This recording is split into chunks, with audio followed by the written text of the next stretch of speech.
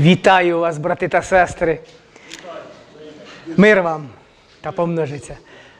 Брати та сестри, був такий випадок, ми розбирали притчі. Розбирали притчі Соломонові.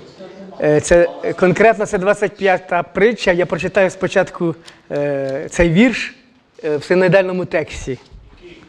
Це 23-й вірш, 25-та притча, 23-й вірш. «Северный ветер производит дождь, а тайний язик недовольні лица». І коли ми почали її розбирати, в мене зразу, я людина така, що я люблю науки. Через науку теж можна побачити Господа. Чому? Тому що складність його творіння дуже складна, дуже сильна, дуже обширна.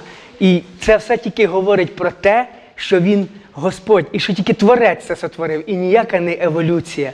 Бо, як говорив Кент Ховен, що еволюція такий процес дуже повільний, що він навіть і не почався. Навіть не почався. І мені зразу спрацювало таке знання фізичних процесів. Як це? Вітер із півночі принесе дощ?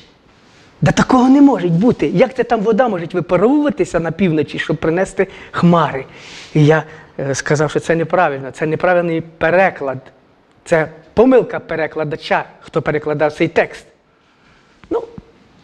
Звісно, про це було промовчено, тому що спори вони до добра не доводять, дійсно. Але я прийшов додому, я звернувся до Писання. І конкретно до Біблії короля Якова на англійському тексті. Тоді ще в мене не було на російському тексті Біблії короля Якова. Але в мене спрацювала, я пам'ятаю свою бабуню, вона була віруюча людина, хоч і православна, але вона вірила. Як вона там вірила? Вона знань таких обширних не мала, але вона мені казала колись, коли я був маленький ще, і казала: внучку, вітер з півночі, дощу не буде. Завжди говорила так. І я звернувся до англійської Біблії. Що говорить Біблія короля Якова? 25-та притча, 23-й вірш. «Северный ветер прогоняет дождь, так и гневный лик прогоняет язык клевещущий». Цей вірш повністю перероблений. І що виходить? В Біблії, в синодальному тексті, виходить, що Господь сказав неправду. І якщо людина, яка не свідуща в Писанні, взяла Слово Боже і сказала: ого, а вона розбирається в фізичних процесах і скаже: да ваш Бог говорить неправду, що ж це за Бог, що говорить неправду? І вона обвинить Господа. Але Господь не говорить неправди, говорить точно в Слові Своєму. Щоб не пошкоджене було Слово, як говориться. І амінь, амінь. Ісус Христос, Він говорить завжди правду. І таких місць дуже багато. Як написано, 25-та притча, 23-й вірш.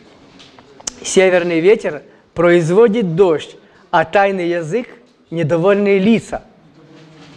Тут він зовсім перероблений, цей вірш.